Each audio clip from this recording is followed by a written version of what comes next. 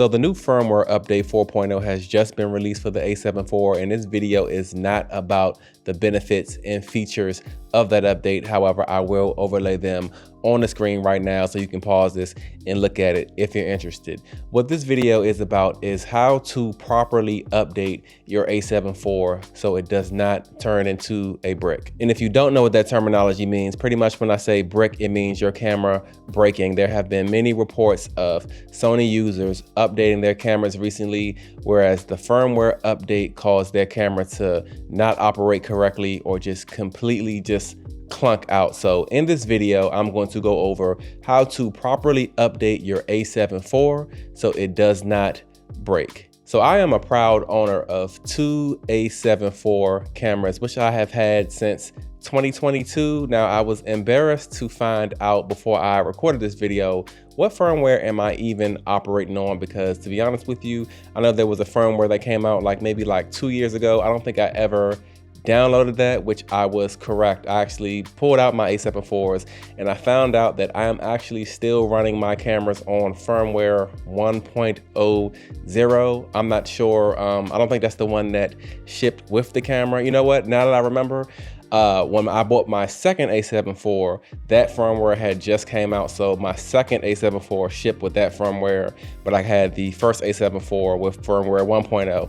But anyway, I'm running on an old firmware on both my a7 IV. So this video that I'm making actually really applies to myself. And I'm really glad that I did research prior to just updating my cameras to firmware 4.0, because I might have had two bricks on my hand if I didn't do that research. So I'm actually going to take you into my computer to let you know my findings and how to properly update your a7 IV. All right, so here we are on Sony's website. This is the software update, the firmware 4.0, the new one. Let me put your attention on this part right here. Things to keep in mind before performing the update. Now it says updates should be installed in chronological order. So as you saw on my two cameras, I have the version 1.01. So that's my version. It says when updating from the version that I have, the 1.01 or earlier, you need to update to version 1.05 first, meaning that if I was to download this 4.0 update and update my camera from version 1.01 to 4.0, there is a possibility that my camera can be messed up or compromised. Let's see what else it says. Update to version 1.05 first, then to version 4.0. Only upgrade to version 4.0 after upgrading to 1.05. If you try to install version 4.0 without updating to version 1.05, an error will occur and you will not be able to update your camera. So let's actually go over to the firmware version 1.05 page right here. And again, the links to both of these firmware updates are in the description. Now this one says the same thing. Updates should be installed in chronological order. If you have version 1 or earlier, update to version 1.05 first, then update to version 4.0 or your camera might become a brick. Let's go down here because they also gave some other information that I didn't see on the other page. It says right here, the update can only be performed when the battery level is 3 bars or more. I guess that's about 75% or higher. They recommend that you do a fully charged battery. Now as you can see, I haven't updated my firmware in a while, so I'm not even sure, say if it was 2 bars or 60%, if the update would go through. But I think if they're recommending this, I would definitely go according to their recommendation. So yeah, man, like I said, I'm really glad that I looked that up prior to just updating to the latest firmware, because I could have seriously probably damaged my cameras. I mean, you heard that right from Sony's mouth. I'm actually gonna go ahead and update my cameras right now. I'm gonna do the firmware 1.05 like it said, and then I'm gonna go to firmware 4.0.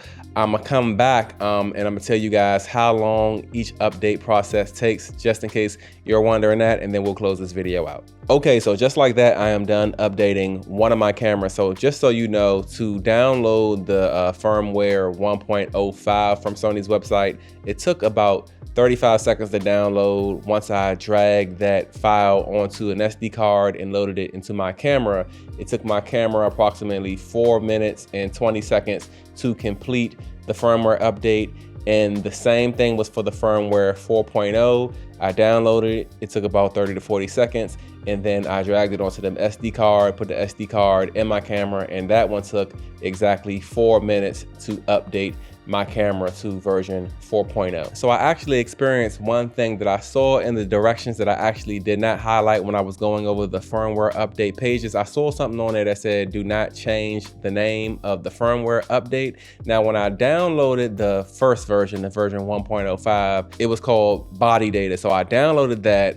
Once I did the first update, I downloaded the firmware 4.0, and when I downloaded it, it's also called body data. So it said body data 2 once I downloaded it, because the firmware 1.05 is also called body data. So when I put that file, the body data 2, on my SD card and kept trying to update my camera, I kept getting the message that my SD card did not have any firmware update on it, and I was confused. That's when I recalled, like, hey, I saw on the website it said do not change the name. So I pretty much just deleted the firmware 1.05 off my computer, re-downloaded the firmware 4.0, and it just said body data without any numbers, and then boom, I was able to update my camera to version 4.0. All right, so that's pretty much all I have for this video. Make sure when you're updating your Sony a7 IV that you follow those directions. Make sure you have a fully charged battery, or at least 3 bars on your battery, and definitely make sure that you are downloading and installing the firmware updates in chronological order.